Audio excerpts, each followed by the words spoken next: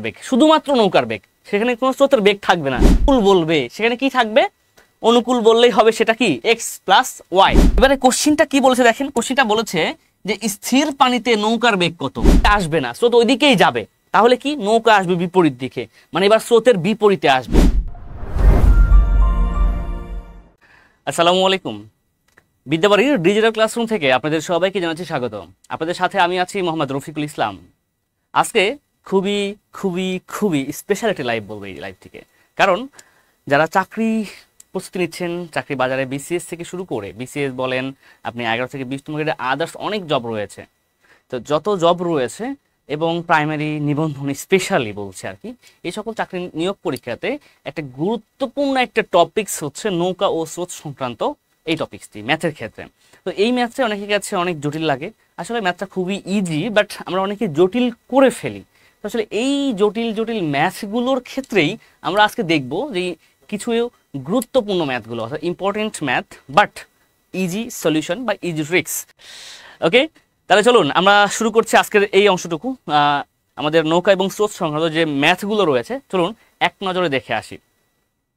প্রথমেই যে ম্যাথটা রয়েছে, একটু ম্যাথের কন্টেন্টগুলো পড়ে আসি। কোশ্চিনটা, দাঁড় বেয়ে একটা নৌকা স্রোতের অনুকূলে ঘন্টায় 8 কিলোমিটার, স্রোতের অনুকূলে ঘন্টায় 8 কিলোমিটার এবং প্রতিকূলে ঘন্টায় 4 কিলোমিটার যায়, নৌকার বেগ কত?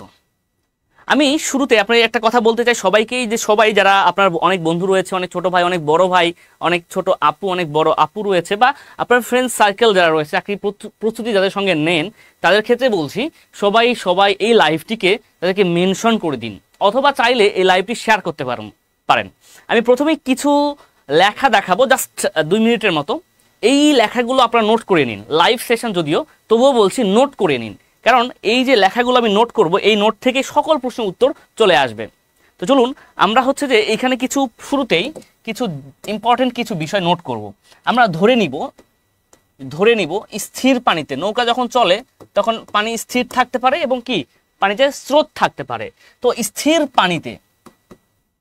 স্থির পানিতে নৌকার বেগ, আমি ধরে নিচ্ছি স্থির পানিতে নৌকার বেগ হচ্ছে x কিলোমিটার পার আওয়ার। হ্যাঁ, x কিলোমিটার পার ঘন্টা স্থির পানিতে, মানে যেখানে দেখবো নৌকার বেগ যদি সেটা স্থির পানি হয় তাহলে x ধরে নিব সেইখানে। এবং স্রোতের বেগ, হ্যাঁ, স্রোতের বেগ y কিলোমিটার পার ঘন্টা। যেখানে দেখবো স্রোতের বেগ রয়েছে সেখানে দেখবো কি y কিলোমিটার, y লিখে দিব সেখানে, সহজ কথায়। হ্যাঁ, অর্থাৎ যদি নৌকার বেগ চাই তাহলে স্থির পানিতে নৌকার বেগ, শুধুমাত্র নৌকার বেগ, সেখানে কোনো স্রোতের বেগ থাকবে না, সেটা হবে কি, সেটা হবে x কিলোমিটার পার ঘন্টা, এবং স্রোতের বেগ বললে সেটা হবে y কিলোমিটার পার ঘন্টা। এরপরে নদীতে স্রোত থাকবে স্বাভাবিক, তো স্রোত যেদিকে যাবে নৌকাও সেদিকে যায়, তাহলে সেখানে কি থাকবে, তাহলে সেখানে থাকবে অনুকূল বেগ। তো আমি এখানে ধরে নিচ্ছি যে অনুকূল বেগ, হ্যাঁ, অনুকূল বেগ কি হবে, নৌকার বেগ প্লাস স্রোতের বেগ, এটা হচ্ছে এত কিলোমিটার পার ঘন্টা। নৌকার বেগ প্লাস স্রোতের বেগ x plus y kilometre per ঘন্টা।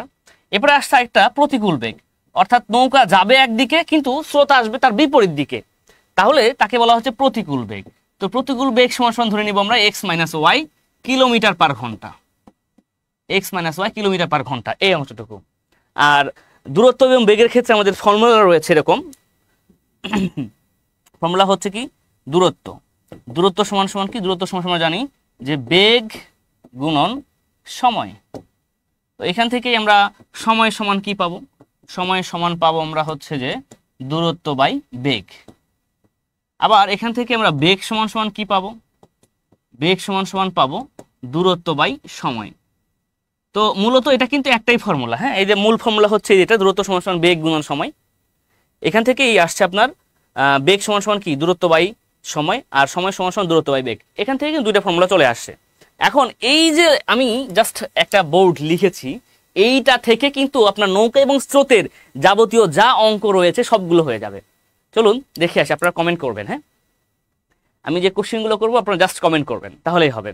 এখানে আরেকবার পড়ে ফেলি আমরা সবাই, হ্যাঁ, এক নজরে পড়ে ফেলি। কি বলেছে যে স্থির পানিতে, খেয়াল রাখতে হবে এখানে কিসের, স্থির পানিতে নৌকার বেগ x কিলোমিটার পার ঘন্টা, স্রোতের বেগ y কিলোমিটার পার ঘন্টা।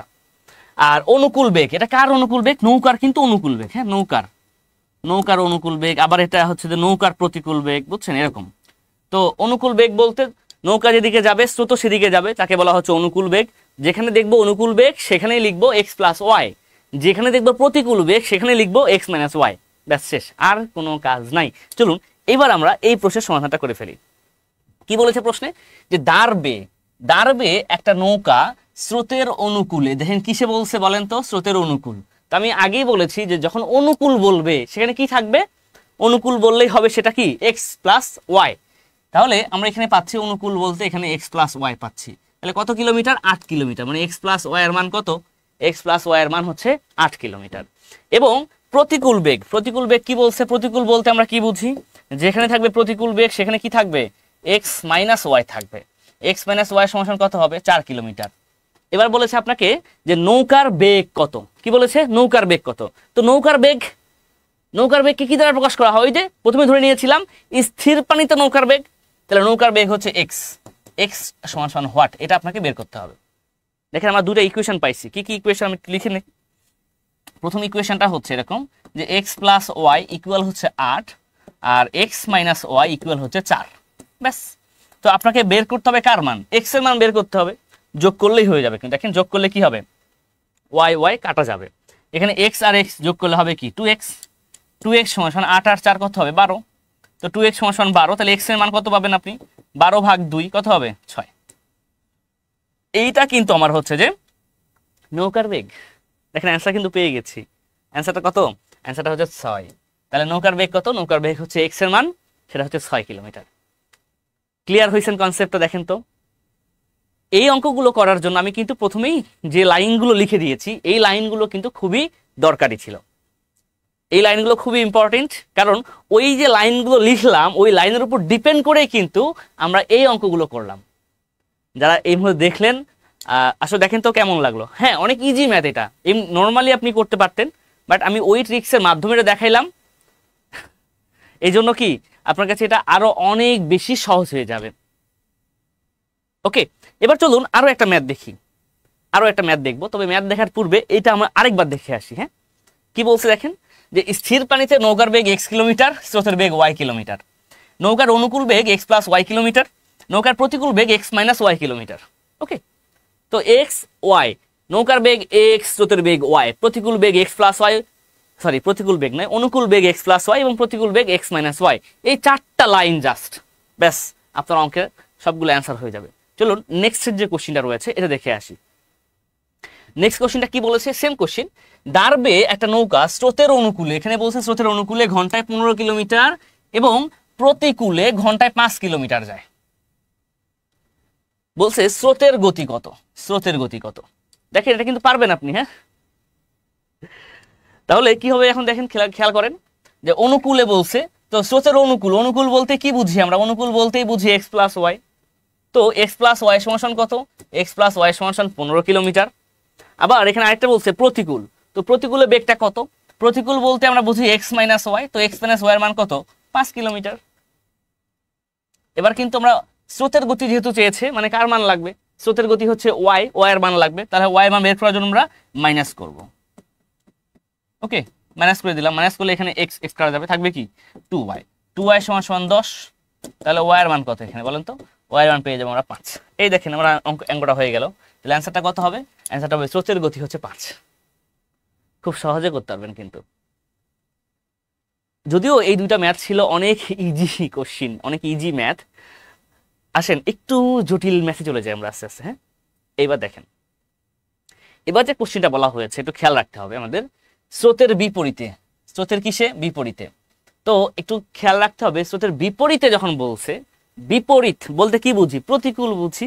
তার মানে এক্স মাইনাস ওয়াই আসবে এখানে। কি আসবে এখানে? X minus y. স্রোতের বিপরীতে একটা নৌকা 52 মিনিটে 13 কিলোমিটার যেতে পারে।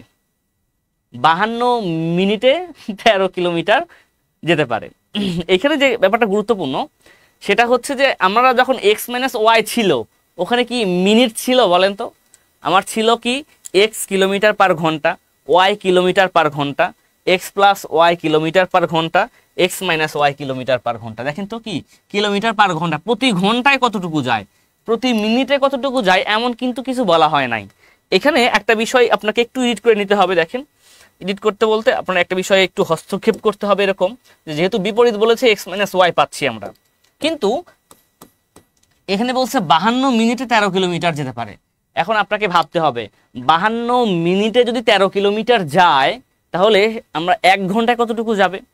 আর আমরা জানি যে 1 ঘন্টা মানে কত মিনিট, 1 ঘন্টা মানে 60 মিনিট। রাফে করে নিই যে 52 মিনিটে যায় 13 কিলোমিটার, তাহলে 1 মিনিটে যাবে কত, 13/52।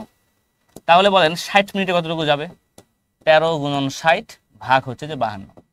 তো 4 13 52 আর 4 15 60, তাহলে কত হলো, 15 কিলোমিটার যাবে। 1 ঘন্টায় যাবে কত কিলোমিটার, 1 ঘন্টায় যাবে 15 কিলোমিটার। এটা কিন্তু আপনার লাগবে। ওকে, তাহলে চলুন, তাহলে x মাইনাস ওয়াই এর মান কত পেলাম বলেন তো, 15। কিন্তু কোথাও কি দেওয়া আছে x মাইনাস ওয়াই এর মান 15 বা প্রতিকূল বেগ 15, এরকম কোথাও দেওয়া ছিল বলেন? দেওয়া কিন্তু ছিল না।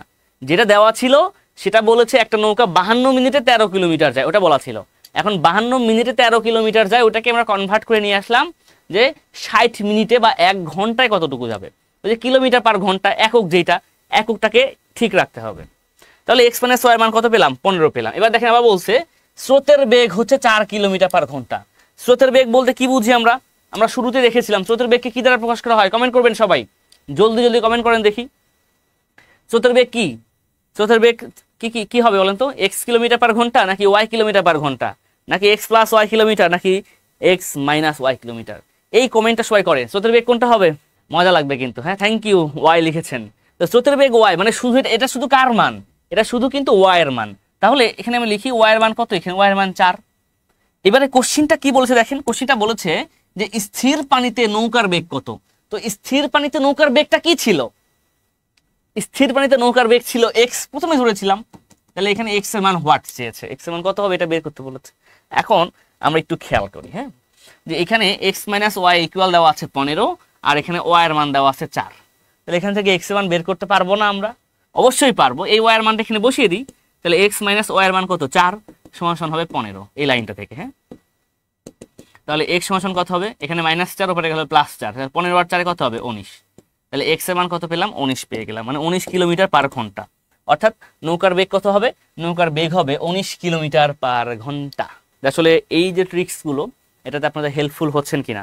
আমরা যত ম্যাথ রয়েছে ম্যাক্সিমাম ম্যাথগুলোই কিন্তু এভাবে করতে পারবো আমরা এখান থেকে। হ্যাঁ, হয়তো একটা দুইটা এক্সেপশনাল কিছু ম্যাথ থাকবে যে অঙ্কগুলো ডিফারেন্ট ওয়েতে করতে হবে, বাট ম্যাক্সিমাম প্রায় 90 থেকে 95% ম্যাথ এভাবেই আপনি করতে পারবেন। ওকে, চলুন এবার আরো একটা ম্যাথ দেখি।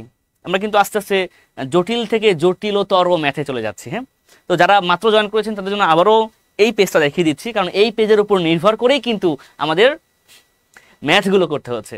তো দেখে আসি কি বলছে, স্থির পানিতে নৌকার বেগ x কিলোমিটার পার ঘন্টা এবং স্রোতের বেগ y কিলোমিটার পার ঘন্টা।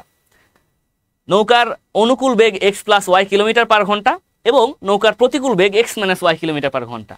এইটা কিন্তু খুবই গুরুত্বপূর্ণ, এই 4টা লাইন মনে রাখাটা।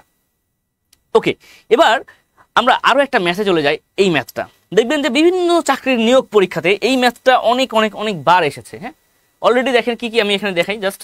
এই প্রশ্নটা কি কোথায় কোথায় এসেছে, 12তম BCS এ আসছে, এটা প্রাক প্রাথমিক শিক্ষক নিয়োগ 2013-তে আসছে, সহকারী জজ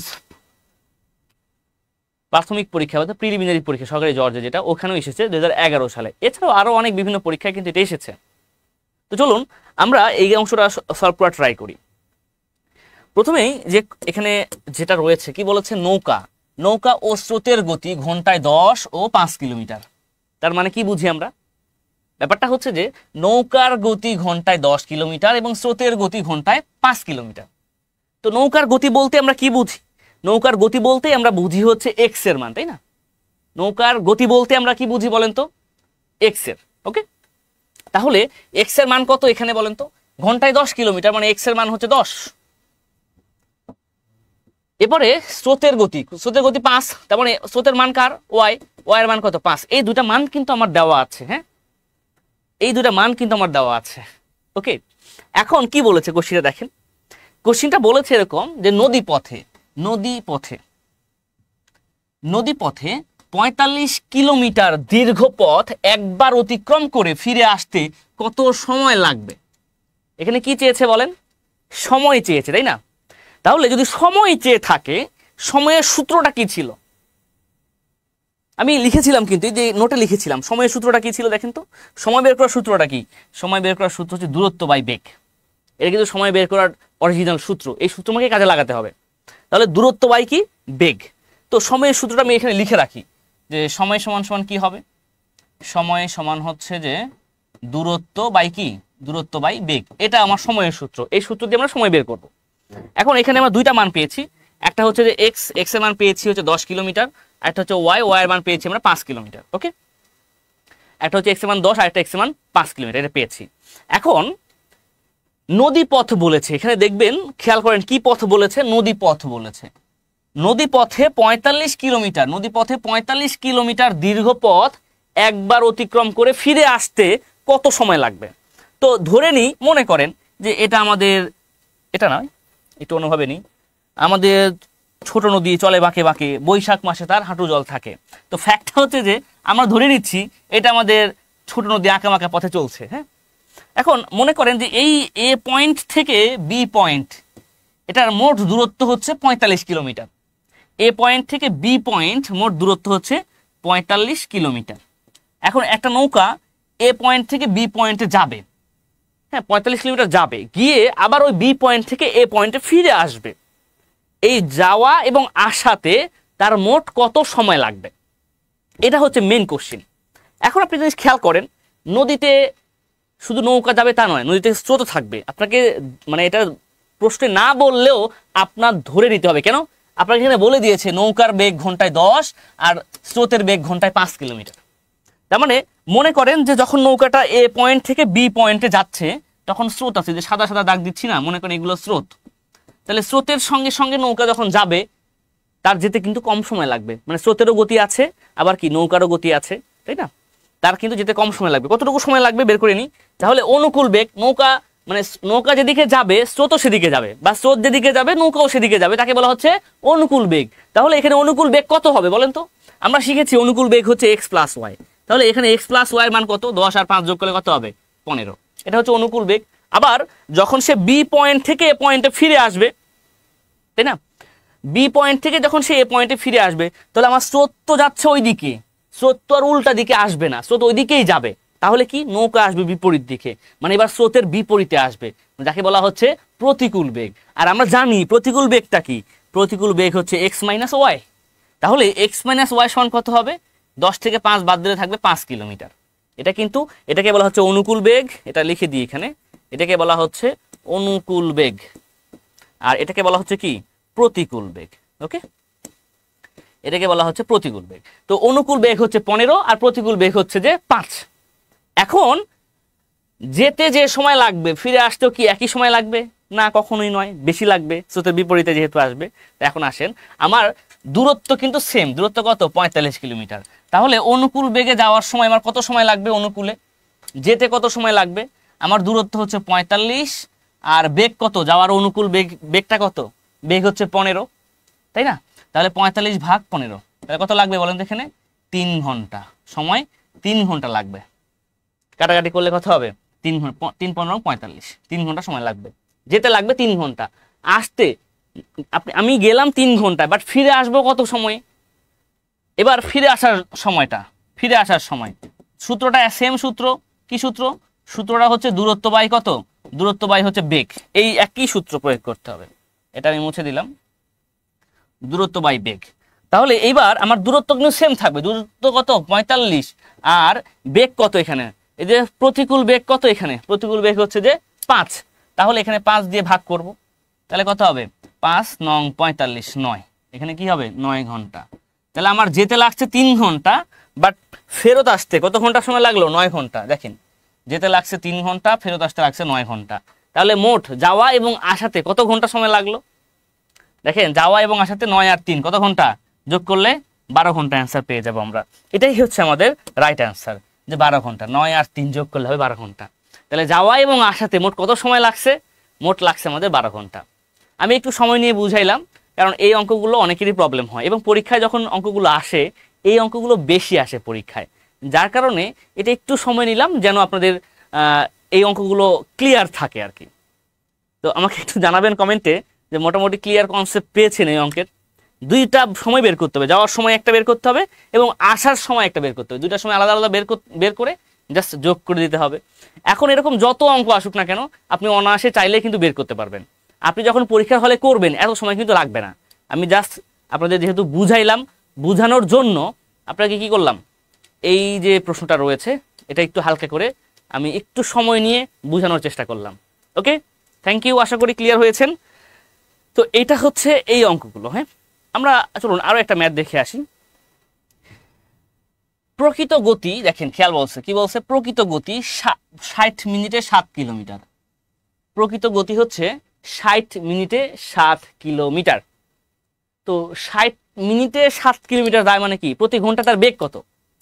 প্রতি ঘন্টায় তার বেগ কিন্তু 7 কিলোমিটার পার ঘন্টা। আমি এখানে লিখতে পারি যে 7 কিলোমিটার পার ঘন্টা। কেন স্যার? কারণ এই 60 মিনিট বলতেই তো 1 ঘন্টা বোঝায়। 60 মিনিট বলতে তো 1 ঘন্টা বোঝায়। আবার দেখেন কি বলছে, প্রকৃত গতি মানে নৌকার গতি, এটা মানে এটা কার মান বলেন তো? এটা হচ্ছে এক্স এর মান। প্রকৃত গতি 60 মিনিটে 7 কিলোমিটার। এরূপ নৌকার নদীর স্রোতের অনুকূলে, দেখেন কি বলছে, স্রোতের অনুকূলে। অনুকূল বললে কি পাবো আমরা বলেন? অনুকূল বললেই পাবো এক্স প্লাস ওয়াই। তো অনুকূলে 33 কিলোমিটার পথ যেতে 180 মিনিট সময় লেগেছে। তো অনুকূল যেহেতু বলেছে আমরা অনুকূল পাবো কি, এক্স প্লাস ওয়াই। এটা হচ্ছে অনুকূল বেগ। তাহলে এক্স প্লাস ওয়াই কি বলছে, কত মানটা কত, 33 হবে না? এটা তো পথ আর এটা কি সময়। কিন্তু আমার এক্স প্লাস ওয়াই এটা কি ছিল, এককটা কি, x plus Y kilometre per ঘন্টা, অর্থাৎ প্রতি ঘন্টায় কতটুকু যাবে সেটা হবে এক্স প্লাস ওয়াই এর মান। তাহলে এখানে দেখেন, এখানে বলেছে 180 মিনিট। 180 মিনিট মানে কি 3 ঘন্টা। 318 60 দিয়ে ভাগ করলে হবে 3 ঘন্টা, তাই না? তাহলে 3 ঘন্টা আর এখানে 33 কিলোমিটার। 3 ঘন্টায় যদি 33 কিলোমিটার যায় তাহলে 1 ঘন্টায় কতটুকু যাবে এটা আপনাকে বের করতে হবে। 3 ঘন্টায় যায় 33 কিলোমিটার, তাহলে 1 ঘন্টায় যাবে 11 কিলোমিটার। 33 ভাগ, তাই না? নর্মালি এখানে দেখতে পাচ্ছি 33 ভাগ 3 কত হবে তাহলে 11 কিলোমিটার পার ঘন্টা।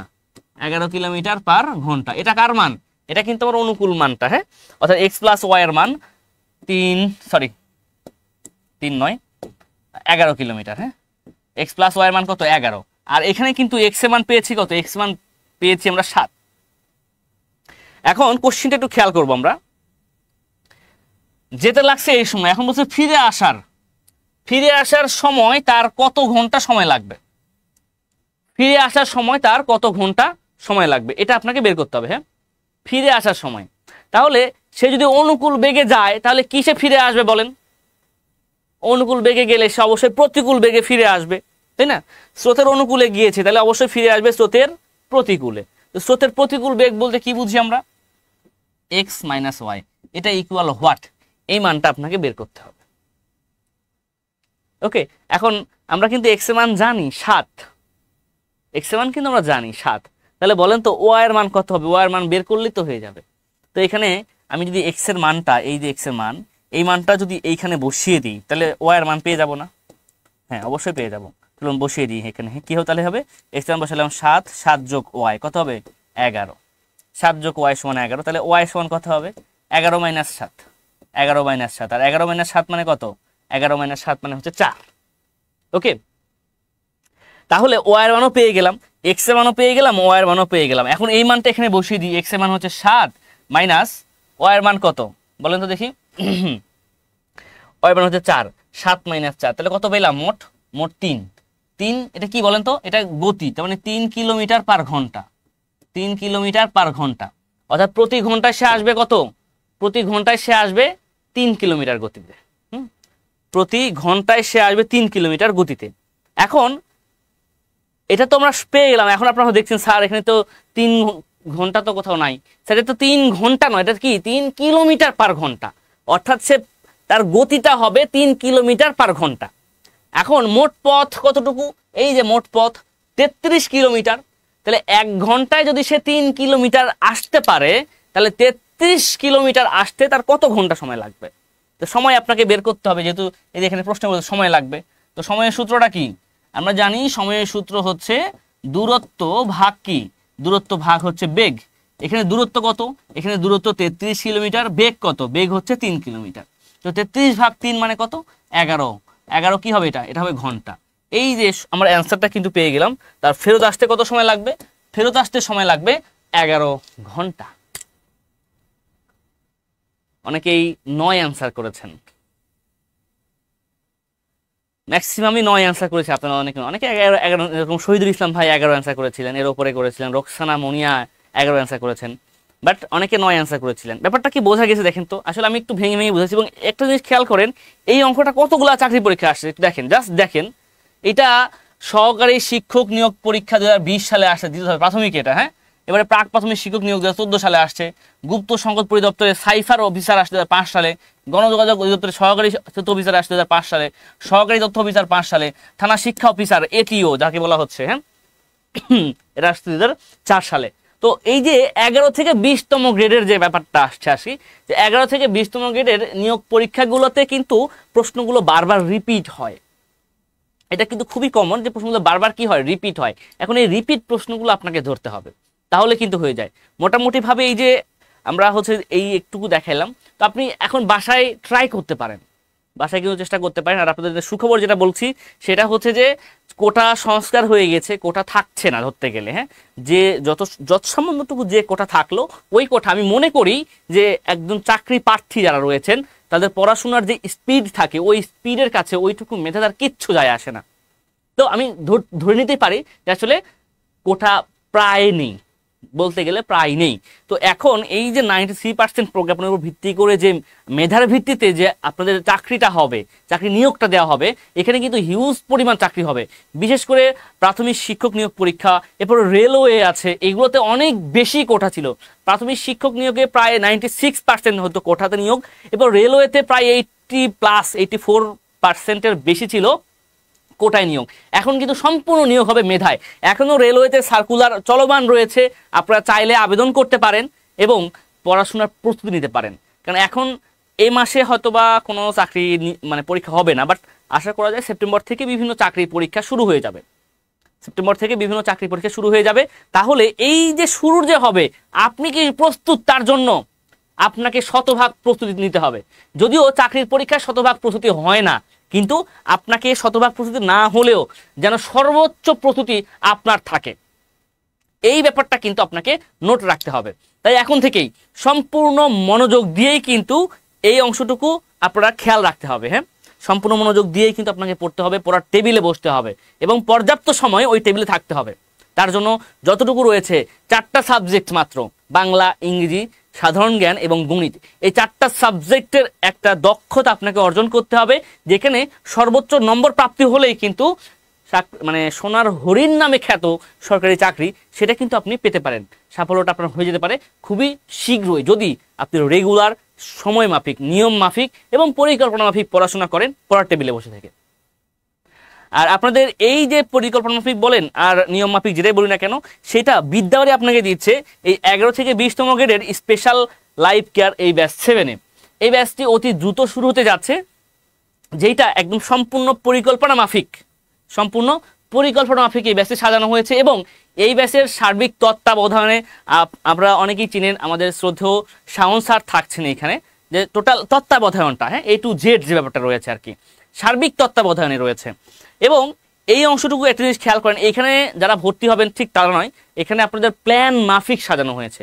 অর্থাৎ একটা সুন্দর পরিকল্পনা, যেখানে আপনি আমাদের কি কি পাচ্ছেন, ক্লাস তো পাবেন, এটা কমন ব্যাপার, হ্যাঁ, ক্লাস তো আপনি পাচ্ছেনই, ক্লাস পাবেন, সাথে পাচ্ছেন আপনি ক্লাস টেস্ট, পরীক্ষাগুলো পাচ্ছেন। এরপরে সব থেকে গুরুত্বপূর্ণ ব্যাপার হচ্ছে আপনাদের এই অ্যাসাইনমেন্ট দেওয়া হবে, এই অ্যাসাইনমেন্ট থাকবে এবং এইখানে আপনার থাকবে অ্যাসাইনমেন্ট টেস্ট, অ্যাসাইনমেন্টের উপরে পরীক্ষা হবে। ওকে, এই অ্যাসাইনমেন্টটা দেখা যাচ্ছে প্রতি সপ্তাহে পরীক্ষা হবে, যে পরীক্ষার মাধ্যমে কিন্তু আপনি মানে নিজেকে প্রিপেয়ার করতে পারবেন, হ্যাঁ, নিজেকে কি করতে পারবেন, প্রিপেয়ার করতে পারবেন। চাকরির যে মূল পরীক্ষাটা হবে সেই মূল পরীক্ষার আগেই এখানে অনেক পরীক্ষা আপনি দিবেন, পরীক্ষা দিতে হবে, আপনি পড়াশোনা করেন বা না করেন, বাট পরীক্ষা আপনি দিতে হবে। কারণ পরীক্ষা না দিলে আপনি কতটুকু পিছিয়ে আছে এটা আপনি বুঝতে পারবেন না। এই জন্য পরীক্ষাটা খুবই জরুরি। প্রত্যেকটা পরীক্ষা আপনি দিবেন, ক্লাস টেস্ট হবে, অ্যাসাইনমেন্ট টেস্ট হবে, এছাড়াও দেখা যাচ্ছে আপনার মান্থলি একটা টেস্ট হবে, হ্যাঁ, মান্থলি ইভ্যালুয়েশন টেস্ট বলা হচ্ছে এটা, হ্যাঁ, ইভ্যালুয়েশন টেস্ট হবে, মানসিক আপনার যে মূল্যায়ন সেটা হবে। এছাড়াও দেখা যাচ্ছে প্রতি মাসেই 2টা কেয়ার লাইভ ক্লাস পাচ্ছেন। এটা এক্সট্রা ক্লাস, যেটা হচ্ছে যে আপনার সাথে টিচার, হ্যাঁ, আপনার সঙ্গে এখানকার টিচার কথা বলবে, কোনো কিছু পড়াবে না, জাস্ট কথা বলবে আপনার কি প্রবলেম হচ্ছে, কোথায় সমস্যা হচ্ছে, এই যে আপনার সমস্যা, এখানে ভর্তি হয়েছেন এবং ভর্তি সংক্রান্ত ক্লাস করতে কোনো সমস্যা হচ্ছে নাকি আদার্স কোনো সমস্যা হচ্ছে, আপনি কেন পিছিয়ে থাকছেন, এই সকল কিছু মিলিয়েই কিন্তু আপনাদের কেয়ার ক্লাস হচ্ছে। হ্যাঁ, এটা পাচ্ছেন, আপনার স্পেশাল একটা সার্ভিস পাচ্ছেন, কেয়ার লাইভ ক্লাস পাচ্ছেন আপনারা, কেয়ার লাইভ ক্লাস। হ্যাঁ, কেয়ার লাইভ পাচ্ছেন, যে কেয়ার লাইভের মাধ্যমে আপনার দুর্বলতার অংশটুকু আপনি তুলে ধরবেন যে স্যার আমার এই সমস্যা ওই সমস্যা, স্যারের মতো করে কি করলে আপনার সেই সমস্যাটা সমাধান করা যায় সেটা দেখা, মানে সেইটা স্যার সলিউশন দিবে। এবং এই ব্যাচের যে ব্যাপারটা রয়েছে, এই ব্যাচে আপনাদের সকল ক্লাস কিন্তু জুমে হবে এবং রেকর্ড তো থাকে, এটা কমন বিদ্যাবাড়ির প্রত্যেকটা মানে কোর্সেরই একটা আইটেম, মানে একটা ব্যাপার হচ্ছে যে সকল কোর্স আপনার কি থাকছে, রেকর্ড থাকবে, তারপরে রেকর্ড দেখতে পারবেন। পাশাপাশি আপনার পরীক্ষাগুলো আমাদের অ্যাপস এবং ওয়েবসাইটে হয়ে যাবে। হ্যাঁ, এই ব্যাচের কোর্স ফি, আচ্ছা কোর্স ফি অনেকে জিজ্ঞাসা করেছেন, এখানকার কোর্স ফিটা হচ্ছে 5,000 টাকা। তবে এখন এই যে দেশটা তো মানে ধরতে গেলে নতুনভাবে একটা কি সংস্কার চলছে, অনেকে বলছে স্বাধীন হয়েছে, তো স্বাধীন বলেন সংস্কার বলেন যে যেটাই বলেন না কেন, বর্তমানে একটা বিশাল মূল্য ছাড় দেওয়া হচ্ছে, 50% ডিসকাউন্ট দেওয়া হচ্ছে। হ্যাঁ, 50% ডিসকাউন্টে বর্তমান কোর্স ফিটা দাঁড়াচ্ছে 2550 টাকা। এটা হচ্ছে বর্তমান কোর্স ফি। এর থেকে স্বল্প মূল্যে আপনাদের 11 থেকে 20তম গ্রেডের আর কোনো কোর্স রান হবে না, এটাই সর্বনিম্ন কোর্স। সো দেখা যাচ্ছে যারা ভর্তি হতে চান, যারা চান যে এই যে শেষ মুহূর্তে আপনি একদম মনে করেন যে একটা ঝালাই করা, অর্থাৎ সম্পূর্ণ প্রিপারেশনটাকে আরেকবার গুছিয়ে নেবেন, তাদের জন্য এই কোর্সটি। ওকে, সো যারা ভর্তি হতে চান সেই ক্ষেত্রে তারা ভর্তি হতে পারে এবং ভর্তি হওয়ার জন্য আমাদের পেজে মেসেজ করতে পারেন, অথবা আমাদের যে হটলাইন নাম্বারগুলো রয়েছে এই হটলাইন নম্বরগুলোতে আপনারা যোগাযোগ করতে পারেন। 01896060800 আমাদের নাম্বারগুলো দেখবেন, 800, হ্যাঁ, এই যে 800, 801, 802, 803, 804, 805, 806 থেকে 815 বা 800 থেকে 815 সহজ কথায়। হ্যাঁ, এই নম্বরগুলোতে আপনারা যোগাযোগ করতে পারেন, ডিরেক্ট ফোন করতে পারেন অথবা হোয়াটসঅ্যাপ করতে পারেন। ওকে, তো আজকে এতটুকুই, আর কথা বাড়াচ্ছি না। আজকের মূল আলোচনাটা আমি করে ফেলেছি। মূল আলোচনা করার পাশাপাশি বিদ্যাবাড়ি থেকে যে একটা স্পেশাল ডিসকাউন্টের মাধ্যমে এই কোর্সে ভর্তি হতে মানে ভর্তি চলছে সেটাও আপনাদের জানিয়ে দিলাম। হ্যাঁ, লেকচার শিট পাবেন, অবশ্যই লেকচার শিট পাবেন। লেকচার শিটের ব্যাপারে একটা ক্লিয়ার কনসেপ্টটা দিয়ে রাখি। লেকচার শিট যেটা, লেকচার শিটটা আপনারা হচ্ছে পিডিএফ ফাইল, এটা হ্যাঁ, এই পিডিএফ ফাইলটা সম্পূর্ণ ফ্রি পাবেন, সম্পূর্ণ বিনামূল্যে পাবেন, এটা একদম ফ্রি, বুঝছেন, বিনামূল্যে। এখন যদি কেউ লেকচার শিটটা নিতে চান, হাতে নিয়ে পড়তে চান, আমার কাছে যদিও 11 থেকে 20তম গ্রেডের কোনো লেকচার শিট এখানে নেই, আচ্ছা এখানে, আচ্ছা একটা লেকচার শিট আছে, জাস্ট ইংলিশেরটা আমি একটু দেখিয়ে দিই।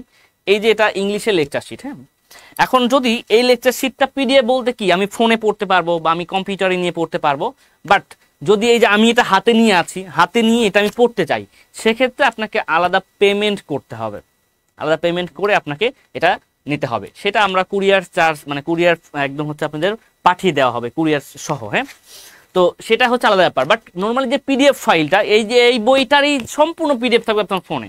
এখন আলাদা করে যদি আপনি এই বইটা হাতে নিয়ে পড়তে চান সেইটা হবে, তাহলে আলাদা চার্জ দিয়ে আপনাকে সেটা কিনতে হবে।